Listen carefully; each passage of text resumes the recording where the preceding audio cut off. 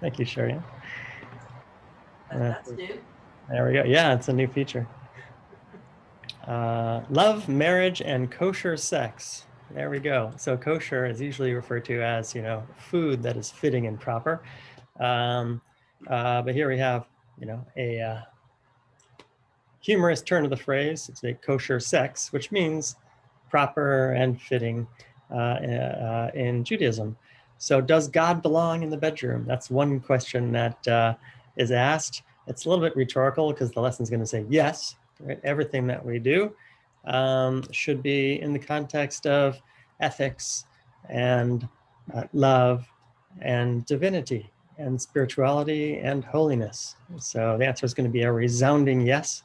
And we're going to be shocked by a story in the Talmud that's a little weird. So I guess I'm also glad that it's not such a big class today. It's a smaller class because it's a little odd and it requires some unpacking.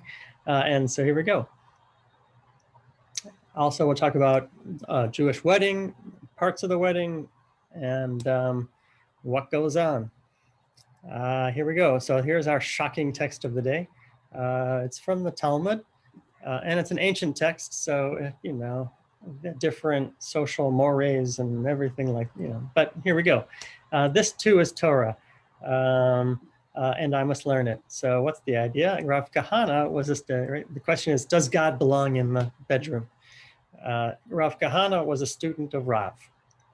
One evening, he came and hid under his bed. He observed how Rav conversed with his wife, made her laugh, and then started to have sex with her. Rav Kahana cried out, and Rav was startled.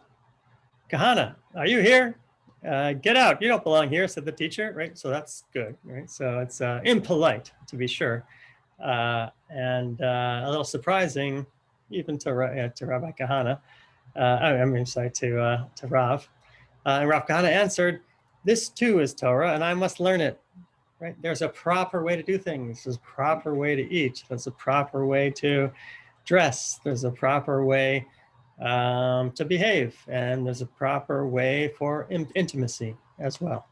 And so what are those proper ways? That's really the more important question. It's a bit of a shocker to wake everybody up. But what does it mean? What does it mean to have sex and in a Jewish way? Right? And so how does Judaism approach sexuality in general? Let's start a little bit more broad. Distinctly positive view towards sexuality as a gift from God. Right? And distinctly, I think, in Western civilization, Christianity, Western, mostly we think about, say, here comes Charles, okay, good. Mostly we think about sex as, all right, sex as lust, right? And something we want to avoid, right? And abstain from to get holier. And that's just not true in Judaism. In Judaism, sexuality is a path towards God. Sexuality is a gift from God. And it articulates values and roles that makes sex pleasurable and holy, an activity it was meant to be. Right? The sexual aspects of our being, physical, emotional, intellectual, spiritual, are not base or obscene. They're part of the entire human being that God termed very good after creating us. It's part of who we are. And you know how God feels about who we are, our sexuality? He considers it very good. We just got into, right, these days with the issue is gender has become a topic of conversation and a fairly complex situation these days. I think this text can apply to that too. They're part, everything that you are is termed very good, as you are. And so that's a basic Jewish concept.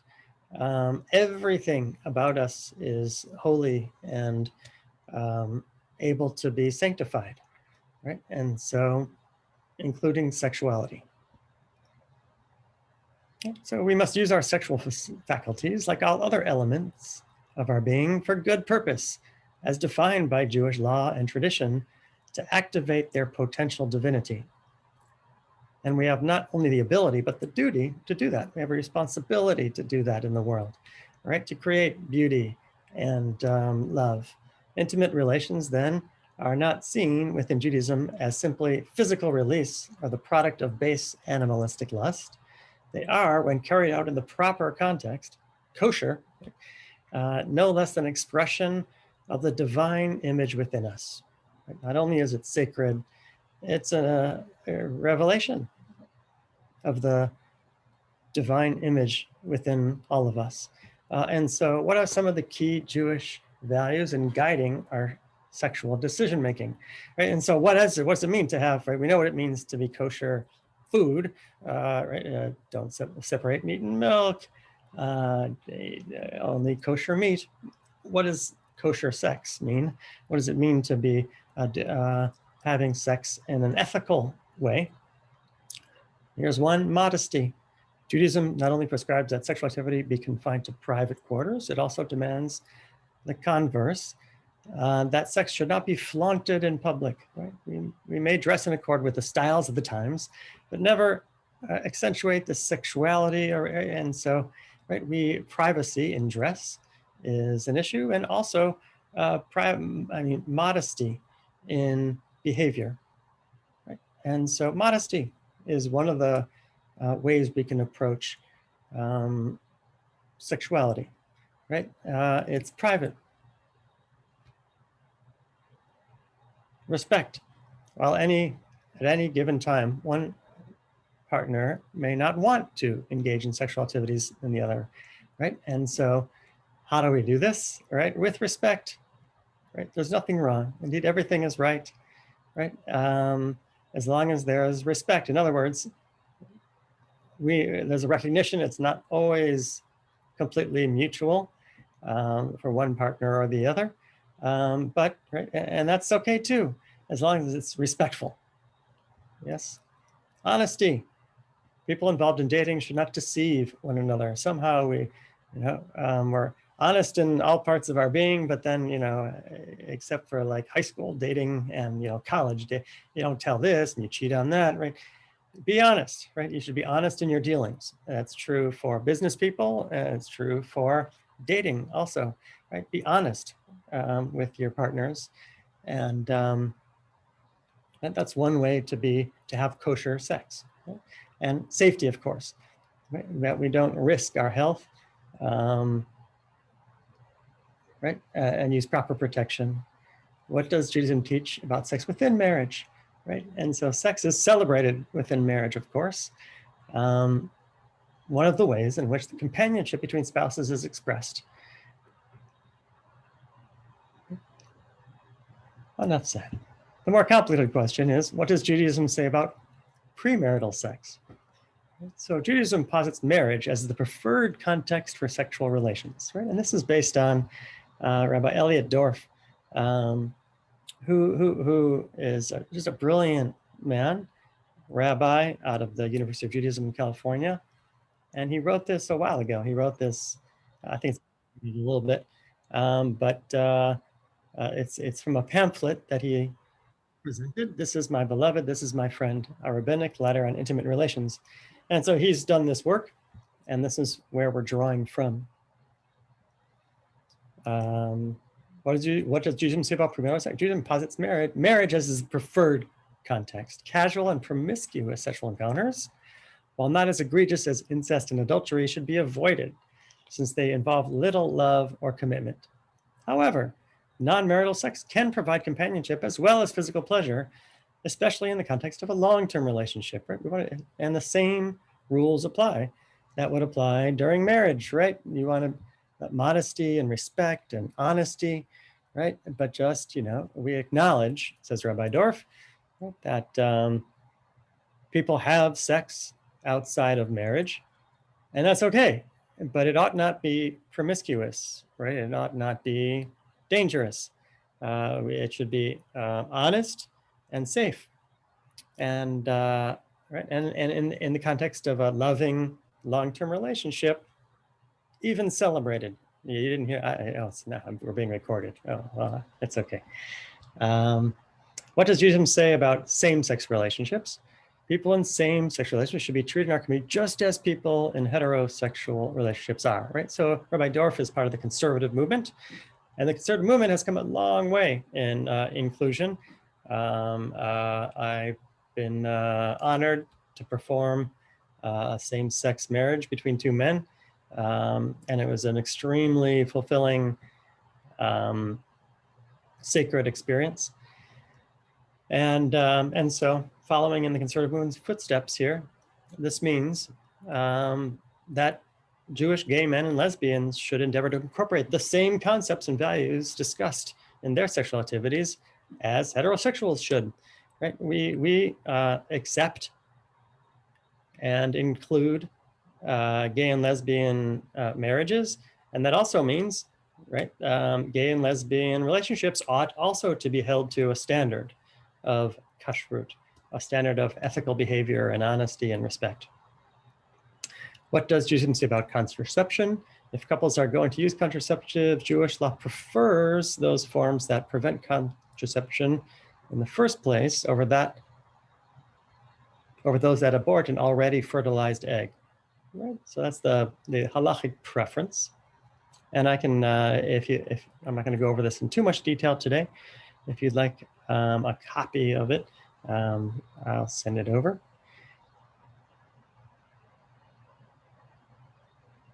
Yes, since Jewish law places the responsibility for procreation on the male, which is just an oddity, it has traditionally forbidden male contraception.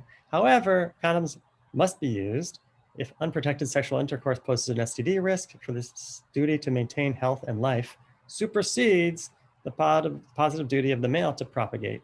See how safety takes a high priority in sexual activity, just as it does in all aspects of Judaism. So a final word on kosher sex from Rabbi Dorff. Sex is one of the gifts God has given us by creating us as we are. Like all of our faculties, we can use it for good or for bad. And Judaism provides us with instruction on channeling our sexual energies towards good purpose. It has much to teach about how we should think about sex and how we should behave sexually, whether a person is married, heterosexual, or homosexual. May each of us enjoy God's gift of our sexuality within the guidelines of Judaism so that our sexual activities can bring not only pleasure,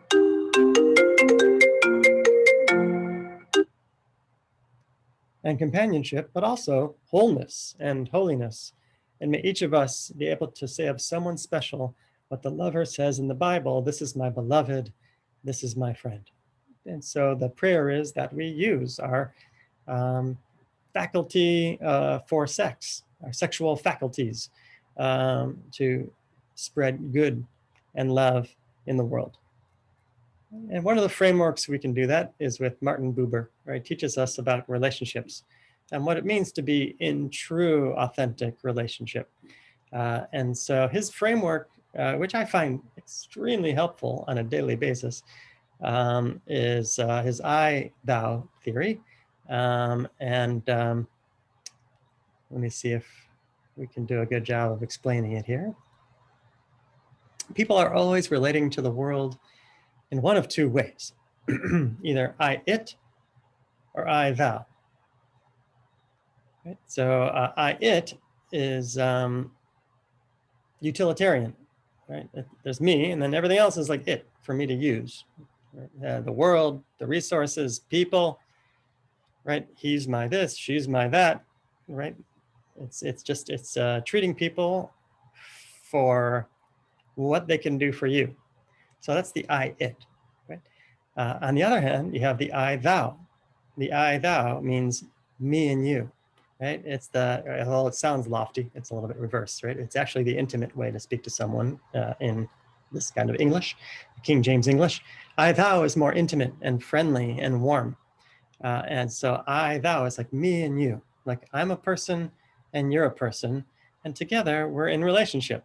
That's very different than, how can I use you today? What are you doing for me right now? Oh, you're packing my groceries. How nice. All right, see you later. And instead you can pause and say, hey, there's a kid here. who could really use a smile. And so I'm going to make a little joke and, tell him how much I appreciate him and say, and that's a mitzvah. And not only is that a mitzvah, says Martin Buber, that moment where you realize that the things around you aren't just here for you to use, but rather that everything around you, you're part of the equation of everything around you, including people, including nature, including God, right? That's for Martin Buber where it's at. That's God. So we'll save that for the end. But let's just, a case of it, right? When you're treating people not good, a teller at a bank, I approach a teller at a bank. We exchange pleasantries while my transactions are conducted, and then I leave. I have just spoken to a human being, but I might as well have been speaking to an ATM. Right? Don't treat people like machines. They're not machines. A case of I vow, a parent listening intently to discern the needs of a newborn infant. Right? You gotta like, what's happening right now in order for that, right? You have to really connect because they can't talk. Or touching your partner and knowing that you're in love, right? Making your partner laugh and you share a smile and boom, there it is. Or listening deeply to another's words, talking through differences, right? Working on a relationship, how holy is that? Coming to a deeper understanding of each other, looking into another's eyes and feeling their pain as your own. When we can do that, when we can look someone in the eyes and feel some pain, that's when we're getting somewhere. That's God. That's God's space, says Martin Buber. Right, so it's very poetic. So how about that? In a moment of I vow, rather than imposing my agenda, I am listening to the other. Right, instead of waiting my turn to talk, I'm actually listening and trying to integrate, and it's moving me. I have no expectations about what's to happen. Right, I don't have an agenda. I don't want to get somewhere. I don't even know where this relationship is going. I'm just here, and I'm listening, and I'm here for you. That's all. Right? Imagine if we could get there. That's God's space. Buber knew that for the most part, we have to live in the world of it. Right? We have to get through the day. We can't go from person to person in love all day. But he claimed, however, that the quality of our lives is determined by how we respond to moments of I thou. That's real. The moments of that we have the capacity to get intimate with someone, to affect them and let them affect us. That's holiness, and that's God. So when we're talking about being in a relationship, right, Judaism cares so deeply about how and why and tenderness and loving care and actually, right, just being a sounding board and pushing back and challenging when necessary. One of the ways that we define a kosher relationship is the title Ezer Kenegdo, which means a helpmate, Ezer, a helpmate against him, against yourself. A helpmate against, right? So that means there's two aspects. A helpmate is nurturing and loving and caring and tenderness and support. And then there's the against part, which is also a key to a true authentic relationship. When something's wrong in the relationship, you feel a duty or responsibility to help fix it, which means confrontation, and it means rebuke, letting someone know they did something wrong that really hurt, right? And so all that stuff is the stuff of rabbinics, of Jewish thought, of Jewish guidance, of Torah stories that teach us how to live. And so everything, the relationship, the sex, and everything it contains, right, is Jewish, and Judaism can provide resources. Speaking of Jewish resources, the mikveh is probably the most underutilized Jewish, one of the most underutilized Jewish resources that we have. As human beings, we are reborn again and again. The body with which we enter the world changes shape so many times, such that who we once were is barely recognizable in light of who we are now. Our bodies are always morphing. We are soft and hard and soft and curled and up and down. Everything's dynamic, love and loss, right? And we need some grounding. We need, for all this change, for these transitions, the ancient Jewish ritual of immersion in living waters is the vehicle by which we acknowledge and bless our ever-changing selves.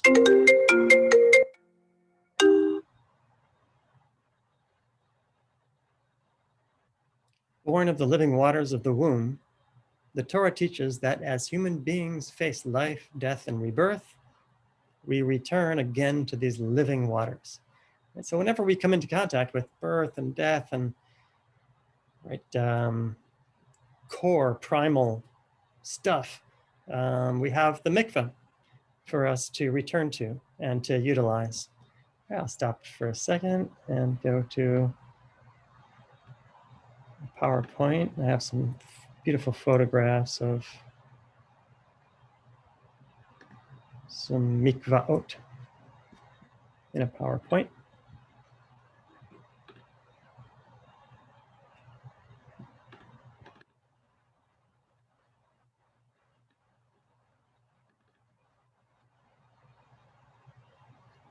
There we go. Some nice mikvah moments.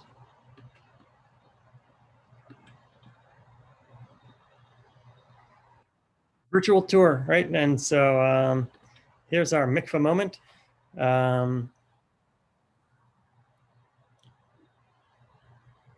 It's a ritual bath. This one's quite beautiful. A natural body of water, provided it's deep enough for a person to immerse their entire body fully. So it has to be like a size enough to someone to get into. So that's a natural body. Any natural body you can dunk in the mikveh as long as it's big enough. Or a human-made mikveh is connected to a naturally flowing source of water, either rainwater, an underground spring, or melting ice blocks also are included, because sometimes you want to get a mikveh into places where there is no rainwater. You can bring in ice blocks of rainwater as a part of the solution. So why do we use a mikveh? Conversion to Judaism, marking life transitions, birthdays before marriage, recovery from an illness, pregnancy-ish, right? And following a trauma or a loss. Right? And so we have our traditional ways we use a mikveh, and then we have creative ways to use a mikveh. The Taharat Mishpacha is our rabbinic ancient way of resuming sexual relations following the end of the menstrual period. So it's here, Taharat Mishpacha. And so after the menstrual period, there's a couple-day wait in traditional Jewish practice.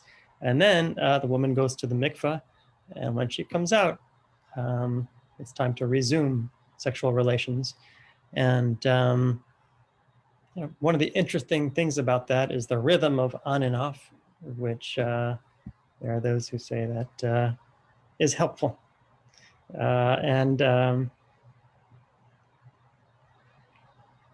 Preparation for a major holiday, particularly high holidays in Pesach. I go to the mikveh here at UOS before Rosh Hashanah and Yom Kippur. It's a great way for me to transition into sacred space and time. And I've gone with people in times of trauma and loss, where it's a therapeutic, emotional, spiritual dip in the mikveh. And of course, for conversions, we do it all the time, a couple times a year. We're at the mikveh. With converts, I say a couple times because there's a citywide connection, because you need 3 rabbis to come for the ceremony, I'm called upon to help other people with their conversions on occasion as they help me with mine. And so I get an opportunity to be at them a couple times a year. How to use a mikvah. So it's as the day you were born. It's a rebirthing ceremony, and so it's done without clothing on, and you try to get everything off that you can. You know, glasses, contact lenses, earrings, nail polish. If you know, just got to be like basic. Now, in traditional Orthodox settings, it gets a little invasive, from what I understand, for women, because there's a woman who checks to make sure that, but not where we go at UOS. They have a community mikvah, and so we go in by ourselves. Right? There's no supervision. There's no. They call it the mikvah lady. Right? It used to be the one who checks, that makes sure the nail polish is off and everything's right. But there's no more checking anymore. That's not part of the scene. It's very comfortable and private. Descend the 7 steps into the water, and there's private at UOS. There's private bathrooms and changing rooms, and then let's close the door, and then there's a mikvah. Descend into the water, immerse fully, which means get your head under and your feet up off the ground, so that you're totally suspended in water, totally immersed. And then typically someone will be there with you. I just got through to saying it was private. You bring a friend when you go for ritual use, to witness it, to make sure everything in Judaism legally needs to be witnessed, and so you'll bring a friend to witness your immersion, so that you're fully underwater, called a shomer. And I can provide witnesses also. Vicky has gone with me a couple of times to watch the women. Good. So questions so far? It's a lot of information coming at you. I'm returning back to our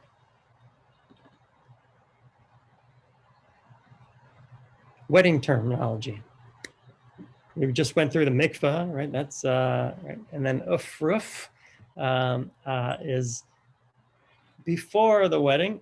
The tradition is that the community gathers to celebrate the upcoming wedding in shul, and they receive an aliyah to the Torah and have a little mini celebration in the synagogue on the Shabbat before the wedding. So either it can be the morning of Shabbat morning, the weekend of the wedding, or a few weeks or months before. We're flexible with this tradition. The ketubah is our wedding document that is both an art piece, and I have a couple of examples of the ketubah. Can be an art piece or just a regular document. It has a full spectrum of plain to fancy.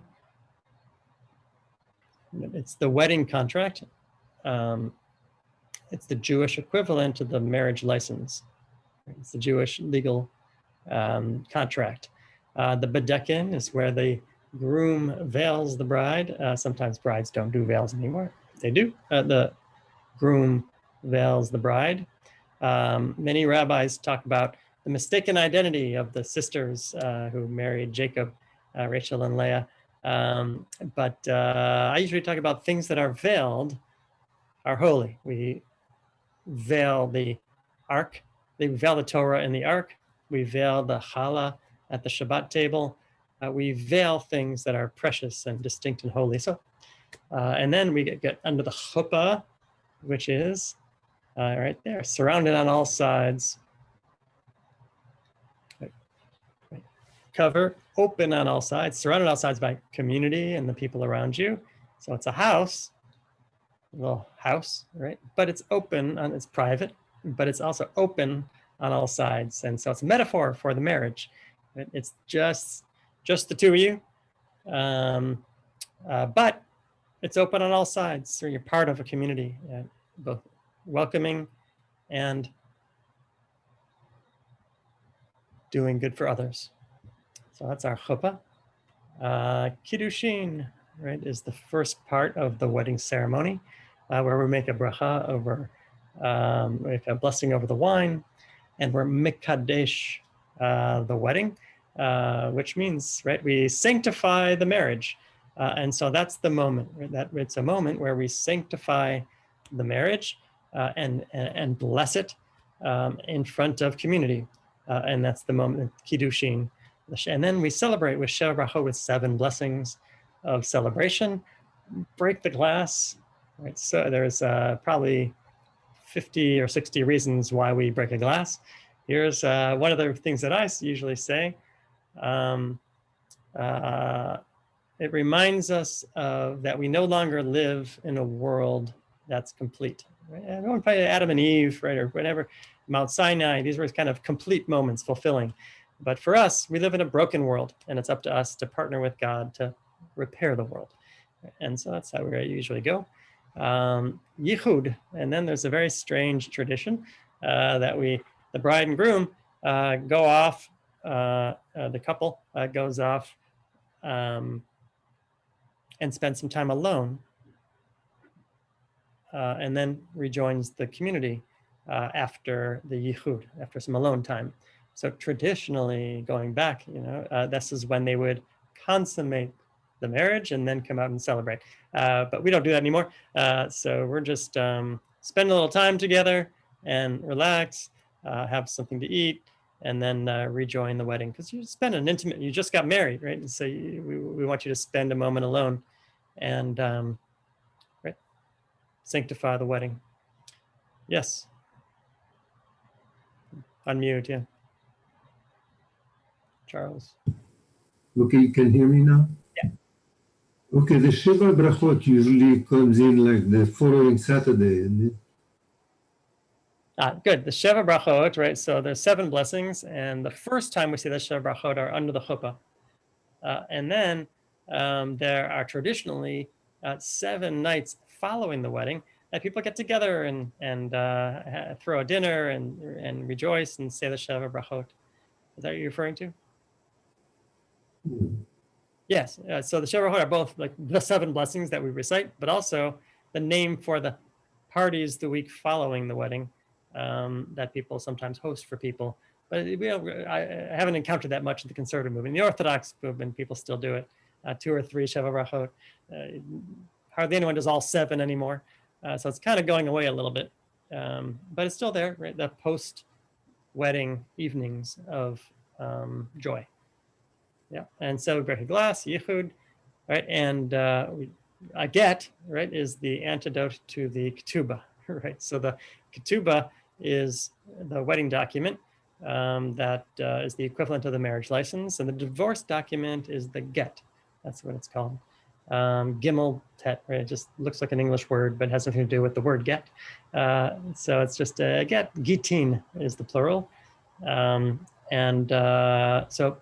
the conservative rabbis officiate and facilitate a divorce document in a Jewish way. Just as there's a Jewish way to enter a marriage, there's a Jewish way to exit a marriage. There's a recognition that, right, sometimes it doesn't work, and there are ways to exit the marriage. And so that's the get, right? So you're going to a Jewish wedding. What do I do, right? And how long is it, right? And so I can send this out afterwards. The Sheva Bracha, it's kind of a 101 for weddings. Here are the Sheva Brachot, here are the 7 blessings, right? And they speak about the core ideology around what a wedding is and what a marriage is. And so first we rejoice over wine, because that's what we do. And then the second one, Baruch atah Adonai she'akol bara lichodo. Thank you, God, whose majesty is evident in all creation. Hakol bara lichvodo.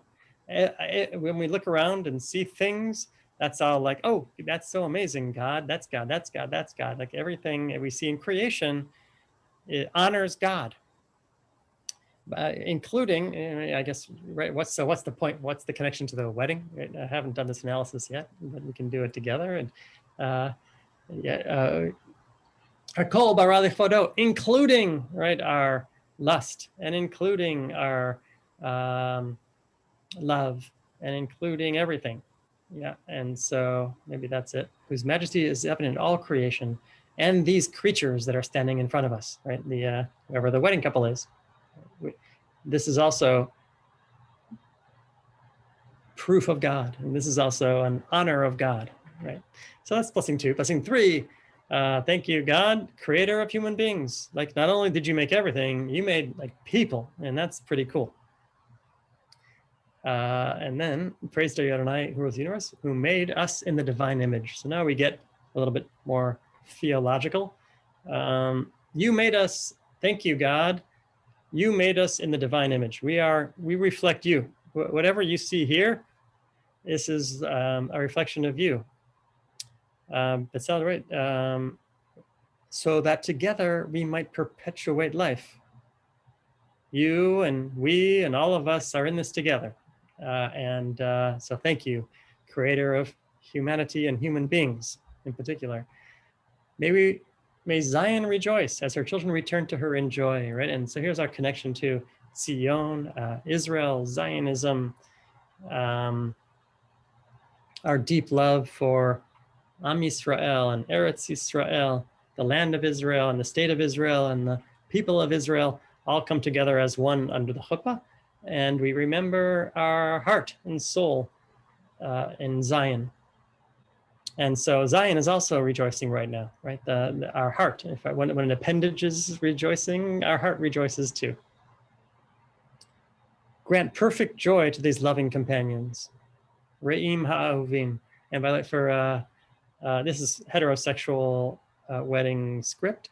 For gay and lesbian weddings, the conservative movement has put out other scripts. And so the question is, how to do it. It's a very difficult task, turns out, to accommodate the traditional words and phrases into more mutual and homosexual relationships. So it was a bit of a challenge, but we got through it, and it was quite interesting and wonderful. Right? And so I mentioned that because Re'im ha'ovim is like a perfect phrase. Loving companions, right? Doesn't have any gender, right? So it's like husband and wife and this and that, right? There's all kinds of man and wife are in here, right? But man and woman. But here we just have loving companions, which covers it all. Re'im ha'ovim. So grant perfect joy to these loving companions, as you did for the first couple in the Garden of Eden. Like, this is our foundational story, right? It's not a historical document, the Garden of Eden story. But it's our foundational theology that we came out of this paradise. And you know what? This moment sure looks a lot like that. This is like a moment of paradise where two people are coming together, naked and alone, and bonding themselves together. I don't mean that literally naked, right? I mean, exposed and vulnerable and ready for the marriage. So praised are you who creates the joy of bride and groom. This is amazing. And then finally, as a long one, who creates joy and gladness, bride and groom, pleasure, song, delight, laughter, love, and harmony, peace, and companionship. Right? And this is poetry, like rabbinic poetry, a lot of, right? It ends up with like, I just can't say enough. And so I'm just going to say it all. And it's just an outpouring of joy and delight and laughter and love. May there always be in the streets, right? And you can hear my voice going like this because it's so many words and it's beyond words is the point. Praised are you, Adonai, who causes groom and bride to rejoice together. And that's the Sheva Brachot. Right? And so that gives us our philosophical, context and our theological context of what is happening under the wedding, under the chuppah. Let's look at one more thing.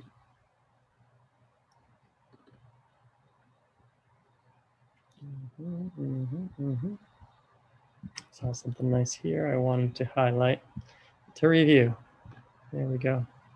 Right, this too is Torah. I thought this was nice. Martin Buber has a nice graph just to remind us of what we're trying to achieve here. Right, this is a spectrum of the ways we relate to things. Sometimes we relate to things totally as an I, it, as utilitarian and just we use them, and you know what, that's okay. And sometimes that's all right because we're in a rush and we're in together. But you want to avoid that as much as possible. And the holiness spectrum goes off to the right, right? I, thou is where you want to be, and it's ideal. We understand you can't always live in the ideal. Right. All right. And then we studied a little bit about mikvaot.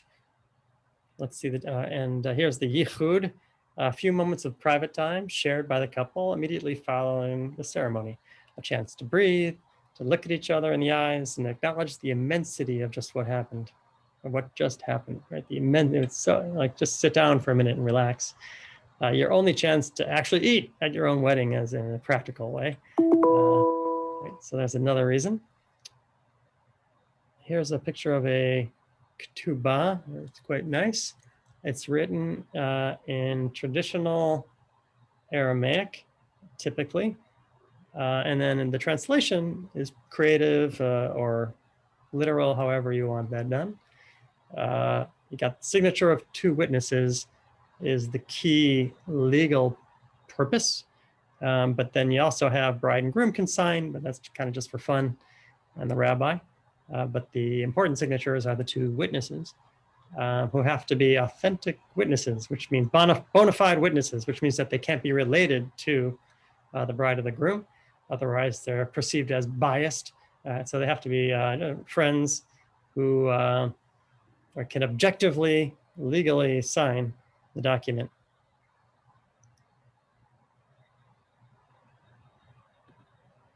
Under the chuppah, right, with the kiddushin, it also involves, we talked about the cup of wine, that we sanctify the moment and remind ourselves of our partnership with God and the joy. And then we exchange the rings and make the declaration, Hare at mekudeshet li b'taba'at zo kedat Moshe v'Yisrael. And when you say that incantation, that recitation, that's one way to, that's yet another way to affirm the bond.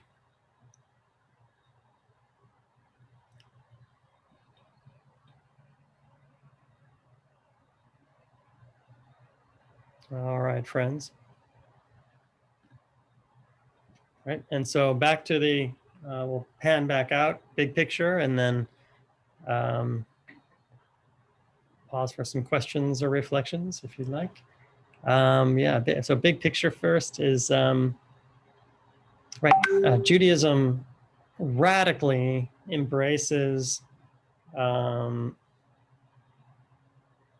intimacy and sexual pleasure in proper contexts, which is amazing, right? So right, priests live by themselves, right? And anecdotally, it doesn't seem to be working out well for them. I'm just so grateful to be a Jew in that sense, with the ability to express my whole self, right, in marriage, and my whole self in the congregation. And it's an amazing gift. And that's true with everything about Judaism, right? That, right, alcohol, right? It can be dangerous and addictive. And it can be lovely and beautiful, right? And we have to use it well. That's the point, right? We have to use it in a kosher way. And so if we're able to channel all that energy in a proper framework of intimacy and love and care and tenderness and joy and pleasure, right? God smiles when that happens. And so I'm grateful for Judaism for having that radical and beautiful theology and philosophy that right, we take everything in the world and we're able to sanctify it. Right, we don't shut anything out. Right, nature and beauty and music.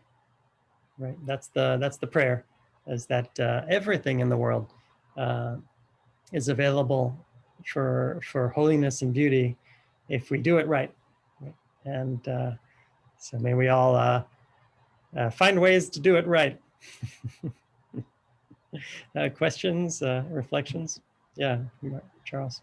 I would like to ask you a question that's not exactly related to this, but it's related a bit. It's like on Yom Kippur at Mincha, we have all of the rules Yes. of sexual relations, whatever.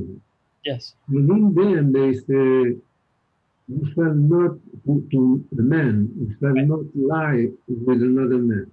Right. But there is nothing about the woman. Right. That's a question now. I mean, you might not have an answer. I don't have an answer, but Yeah. maybe it's a question of timing. It was like 3,000 years ago, whatever. So I don't know. Yeah, and it's a question that I care deeply about because I care deeply about the written Torah and the rabbinic tradition, and right, and so yeah, it's important for me to address that issue in my rabbinic life, and I have, right, and so the way that I deal with it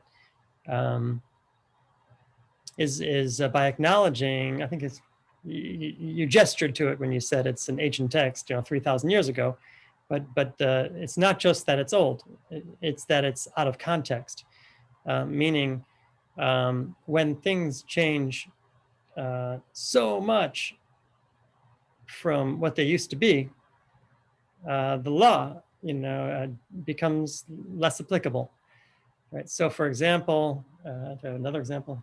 I don't have a good. I'll just go there. So in this case, the assumption is my historical assumption. I'm no historian, but my historical assumption is that loving, open homosexual relationships is a relatively new thing for society. Right? They were right. So it was happening, but it was happening either behind the scenes but never like two people in a house raising a family like that. That wasn't happening, right? Yeah, but you raise another question there because it's not a question of this century versus the other one, because there was homosexuality among men quite developed in the Greek. Yes, very much so. Yeah. At the same time, the same universe. But the man, whenever we talk about, and that's interesting because the Greek literature deals a lot with lesbians in the island, So right. I don't know. It was happening. We acknowledge it was happening, but not in the same way as it's happening now in terms of. I agree totally. Yeah. Right, but in terms of having legal rights now, right, and just being acknowledged as full partners in the world, that's new, I think, right, and so because of that change, that makes all the difference. And so I think what the law in the Torah was to abolish violence, right, and what's the word? Partying, using your body as a playground, right, in the orgies, right, and things like that. Right? You're totally right, because this is a reference to Sodom and Gomorrah. But in relationship, but the Torah didn't know about, right, beautiful, loving relationships that we have now, right? That's the point for me. For me, that turned the light on for me to say, yeah, most of the gay sex that was happening back then, I think, that was in the bathhouse or on the battlefield, right, or just bad news stuff, rather than good, loving, positive relationships.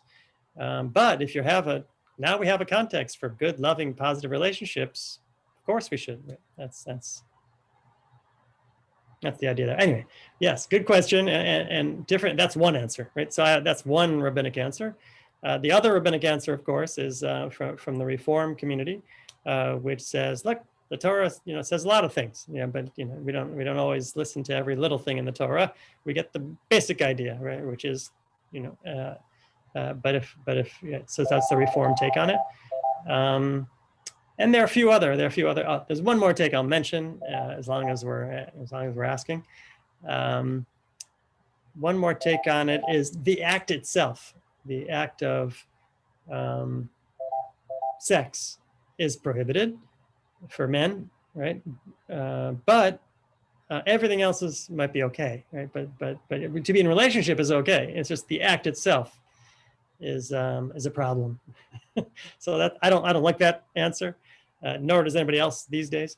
But it's an answer that was early on in the inclusion movement. That was one of the rabbinic responses. It's like, hey, be together and love each other, but not in that way, you know. And so that was another interesting response. So yeah, thank you for raising that. It's a complicated question. And you're right, we landed where we are now at a very inclusive space. But yeah, it wasn't always that way. And so it's interesting to trace that and to be careful of it. And part of the conservative movement, maybe we'll end with this, part of what it means to be a good conservative Jew is to ask those questions. So I'm glad you did. That's because I'm only reporting the good news from today, right? But I'm glad that you brought it up because it's a process in getting there.